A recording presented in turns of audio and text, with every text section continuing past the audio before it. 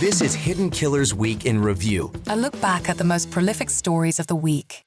This is the Hidden Killers Podcast with Tony Brueski and continuing coverage of the case against Bryan Kohberger. If the phone call was the first crack in the facade, then what came next was the slow collapse. In this part of our conversation, we're turning the lens towards the man who found himself sitting shoulder to shoulder with the accused for nearly 2,500 miles. Bryan Kohberger's father, Michael. Now, most of the media has focused on Bryan, his behavior, his crimes, his alibis, his psychology. But what Howard Blum uncovered and what we dig into here is just how much his father may have been reckoning with on that drive from Washington to Pennsylvania. We're not just talking about suspicion. We're talking about a man who might have been realizing in real time that he had a suspect in his car. The suspect everyone in America was looking for, and it just happened to be his son. Imagine that. Howard lays it out, a father in his late 60s, scraping money together for a flight out west, not for vacation, but because he's worried about his son. Not just any son, but one with a history of heroin addiction, social dysfunction, violent outbursts, and a deep psychological darkness that had never fully gone away, no matter how put together Bryan seemed on the surface. And now they're packed into a white Hyundai Elantra. The white Hyundai Elantra, that one, the one the cops were begging the police and the public to help identify. Driving across the country trying to act normal while that father, already stretched thin by a lifetime of emotional landmines, is being forced to ask himself, could it really be him? This isn't just a road trip, it's a behavioral time bomb, ticking every mile east. And buried inside of all that, Howard Blum reveals a man grappling with guilt, not just the kind that comes from being the father of an accused killer, but the quieter, more corrosive kind. What if this is partly my fault? Robin Dreeke, retired FBI Special Agent, Chief of the Counterintelligence Behavioral Analysis Program, also joins us. But we're going to start with asking Howard to walk us through that stretch of time, the car ride, the internal conflict, the moments of realization, and what it really meant to sit beside someone who may have just murdered 4 people and still be unsure if you should say something. Well, here's what I've been able to ascertain. From the moment that Michael Kohberger comes out to meet Bryan in Washington State, he realizes his son is in one of his moods. His son is particularly high-strung. First, you have to think about, this is Michael Kohberger. He's, at the time, I think he's 68 years old. He's flying out to Washington State and going to make a 4-day road trip across America. Money's tight, but he's flying out. He's doing all this because he's concerned about his son. The trip was planned before the murders, but he's always been concerned and perhaps feeling a bit guilty about Bryan and his problematic son, his former heroin addict son, his son who had visual snow. So now they get into a car, and immediately the father had very meticulously mapped out the route, and they were going to go north in a direct line, but Bryan wants to take a different route, and in retrospect, it looks like he feared he was being followed. So that was his concern. They're sitting in this car, shoulder to shoulder, in a white Hyundai Elantra.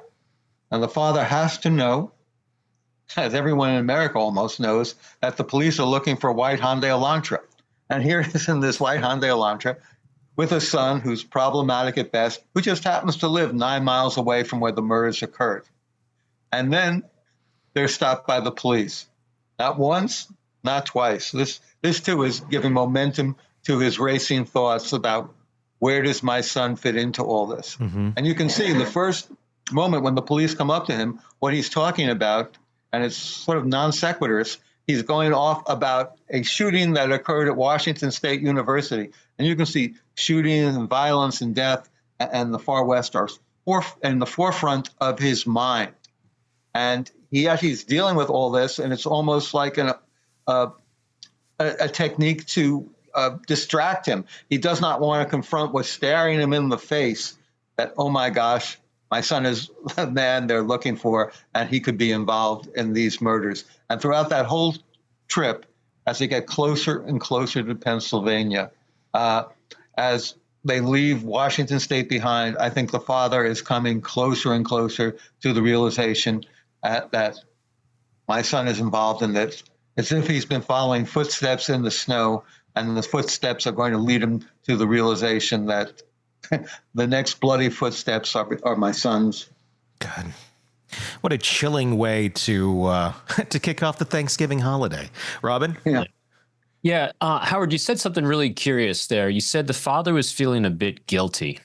And I think that's one of the great questions people always have when we're looking and examining serial killers. Are they born, or are they made, or is it a combination of the two? So can you explore a little bit of that guilt that he felt, and whether you think that contributed to who Kohberger became? Well, part of the father's mindset, as I've been able to research it, is the father was very depressed about his life and what he had given to his family. They had gone bankrupt twice. His father was a custodian, basically, a maintenance engineer, I think it was called, at the high school where Brian attended. I don't know how any child would feel, or how my kids would have felt if I were, the maintenance person at the school they were attending. How do your friends might have felt uncomfortable around that. Mm-hmm. Not to put down maintenance men, but I think this would have had an effect on Brian. And then the father also, at one point, he's been dealing with his son who's a heroin addict. And the son steals his sister's iPhone. And the father now has had enough. He said, he's stealing our belongings to get money for drugs. So the father reports him to the police. The police give him a warning. They give him in effect, a year probation, and his record is wiped clean. And the father does this for the son's own good, and yet this tough love makes him feel guilty. I subjected my son to the law enforcement system. And yet at the same time, the father grows to have respect for his son, because look at what Brian does. Here he is, a heroin addict, and he manages to kick heroin. How many people do that? Mm-hmm. How many people have the will to do that? He's a mediocre student at best. He's going to a community college, but he manages to turn that around and get into a distinguished university like the Sal's. And then he's 125 pounds overweight. And yet he manages to lose the weight, to work out, to do boxing, to turn his body into a fortress, to become a vegan. And now his father is, bursting with pride. There's my son, who's going to be Professor Dr. Brian Kohberger. And the whole future is his. And he won't have to be a maintenance man the way I was. He will have a more lucrative, a more fulfilling future. However, at the same time, as soon as he goes out to Washington State to see his son, the father's worst fear are coming to fruition before his eyes, to see that his son, despite all his recent successes, despite all his accomplishments, the son cannot go beyond who he intrinsically is. Biology is in some ways destiny. And his son is going to be this very problematic, very clearly dangerous person. And the father has seen his rage. The father has seen his moments of acting in bizarre behavior. And he, as soon as he gets there, he can gauge this mood, and he says to himself, fasten my seatbelt for the ride back across country. This is going to be a bumpy ride. How much do you think that the family just felt exhausted with Brian Kohberger throughout his childhood and leading up to this? Obviously, we have the issue with the cell phone being stolen. We hear early writings from Kohberger online about the visual snow, about the people being meat puppets, and all of his ways of looking at people in a less than human sort of way. And then we also hear about his issues with women later on, not really having the I guess, the mental capacity, I think, to effectively communicate on a very basic level with members of the opposite sex that he finds attractive. Is this something that you think throughout their entire life they just said, we don't know what we don't know how to help this young man, and this has been a struggle forever? Because it's usually a last step if you're going to turn your kid over to the police for anything. I mean, you're getting to, like, scared straight territory without Maury involved. I mean, as a father of 3 children, raising any child is a struggle, and you want the best for them, and you don't always know what the best is. Thank God I didn't have with my children. They were the model kids. I was very lucky. They did well in school and went off to successful careers. But you always want the best for them, and you always fear that something might be going awry. Mm-hmm. And I think Michael Kohberger was living constantly with what's going to happen next. Am I going to find my son scoring drugs and then winding up with a fentanyl overdose in a back alley in Stroudsburg, Pennsylvania? They lived, I think, the Kohberger family with a constant fear. Yeah. And you have, I would imagine, you have to wonder, is it something I did that caused this? That I make my son the way he is? Am I responsible? That's a large burden of guilt to bear. I think that's why we see Michael Kohberger. He comes out in the course of a 6-month period. Twice he goes across country with his son. He takes him out to school in the summer, and then he's back to take him home for the Christmas vacation. And this is not a young kid. Yeah. This is not a camper. At this point, this is a 28-year-old man who's a teaching assistant at a distinguished university. Yeah, Robin? Yeah, Howard, the path of serial killers, or at least multiple murder individuals, it never goes from 0 to 100 from anyone. It's an escalation. And you had said something that made me really curious, because we didn't really have any of this highlighted during any of the leakage of the case or anything we knew about it. Was, anything Brian did prior that was violent or rage induced. But you said his dad had seen his rage. I know we have a lot to cover, but I'm just curious, what stuff did his father see or the family see that, showed that this was an arc and escalation on his path of rage? His father had seen multiple incidents when Brian was younger. Brian's temper. Brian's friends had seen his temper. He liked to roughhouse with them and be a bully in some ways. The father basically didn't know what to expect next. As it was explained to me, he vacillated between feeling, angry at his son for being so, quote unquote, different, and also guilty for that maybe the father was responsible for these differences. It's a very difficult position for the father to be in. And then he has to confront what is just the most unimaginable hell. I have produced a murderer, someone who is capable of murdering 4 people. And it's almost like a Greek drama, because it's the father's DNA which is able to make the link to the son. And while the father does not want to confront this, he can't articulate the words. He doesn't have to, fate is working to move things forward inexorably. It's the father's DNA which does make the connection after all. Quick follow-up, and I'm so sorry, Tony. We've talked about this before. Howard, did Brian know his dad's DNA was in that database? I don't think so. I don't think so at all. I don't think he had gone so far. No, I think they were all taken by surprise. There's something profoundly human and profoundly heartbreaking about all of that.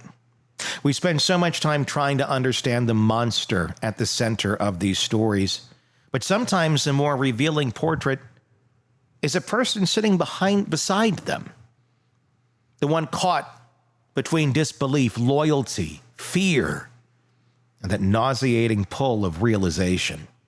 Howard's insight into Michael Kohberger's emotional terrain is something most reporting has skipped right over, but it matters because the father didn't just share a car with Brian.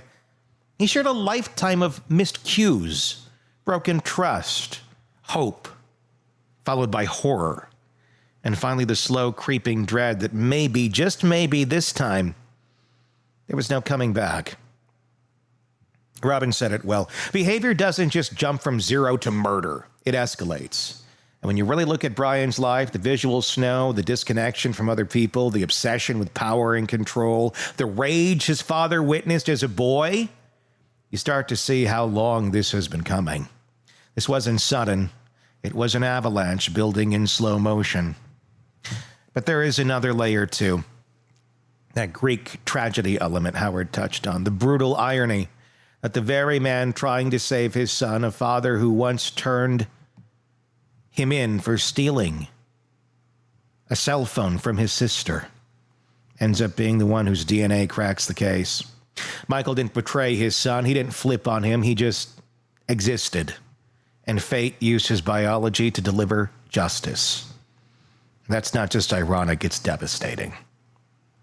And yet this is the kind of story that happens in real life far more often than we want to admit. Parents who know something's off. Families who live in the shadow of someone they love but no longer understand. People who stay quiet, not because they don't care, but because they're terrified of what speaking up might confirm. In the end, Brian Kohberger will serve his time, but his family, they'll carry a different sentence, one that comes with no closing arguments, no official verdict, and no end. Be sure to tell me in the comment sections what your thoughts are on YouTube. If you're not there on our YouTube channel, please go check it out. If you're already there, please do comment. Just search Hidden Killers with Tony Brueski, and you will find us there. If you're listening on the podcast platforms, the audio-only platforms, please do check out our YouTube channel. Just like I said, search Hidden Killers with Tony Brueski, and do press subscribe wherever you're listening to the podcast so you don't miss any of our coverage on this case and the many that we cover for you right here at the Hidden Killers podcast and True Crime Today. My name's Tony Brueski. We will talk again real soon. Craving non-stop true crime updates? Press subscribe now and get the latest cases, analysis, and expert commentary delivered straight to your feed. Only from the Hidden Killers podcast and True Crime Today.